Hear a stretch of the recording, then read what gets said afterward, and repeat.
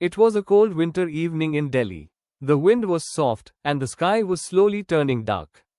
Arav was sitting in his small bookstore, arranging old novels on the shelf. The shop was quiet, just like every other evening.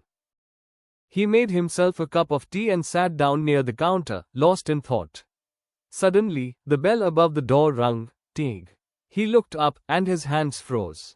Standing at the door was someone he never thought he'd see again, Meera.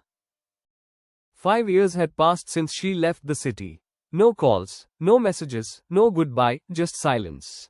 Arav's mind went blank for a moment. Meera looked the same, calm eyes, soft smile, and that same warmth in her voice. "Hi, Arav," she said softly. He didn't know what to say. Part of him wanted to be angry, but another part just felt relief. He simply said, "You came back." She nodded and looked around the shop. Everything was still the same. "You kept the place just like before," she said. Arav smiled faintly. "Maybe I was waiting for someone to come back," he replied. Meera looked down, avoiding his eyes. For a few seconds, there was silence, the kind of silence that carries 1,000 emotions. They sat down together, and Arav poured her some tea. The memories slowly came rushing back, the late-night talks, the long walks, the laughter. 5 years ago, Meera had left to chase her dreams in another country. At first, they tried to stay in touch, but life got busy. Calls became messages, messages became silence. One day, she just stopped replying. Arav never knew why. He never asked. Now, sitting across from him, Meera said softly, "I'm sorry." Her voice trembled a little. "I thought I was doing the right thing. I wanted to prove something to myself. But I lost something more important, us." Arav didn't say anything. He just listened. Her words carried pain and regret.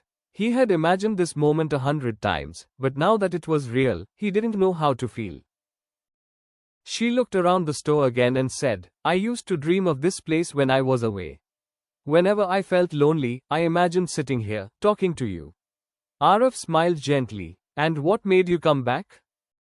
he asked. Meera looked at him with teary eyes and said, "Because I realized, success means nothing if you have no one to share it with." For the first time in years, Arav's heart felt lighter. The hurt hadn't fully gone, but something inside him began to heal. They talked for hours that evening, about where life had taken them, about the lessons they learned, and about how time changes everything but memories remain.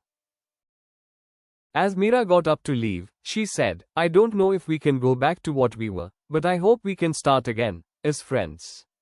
Arav looked at her for a moment and said, "Maybe some stories deserve a second chance." That night, as he closed the shop, he noticed something. Meera had left her favorite book on the counter. Inside it was a note that said, "I'll see you tomorrow."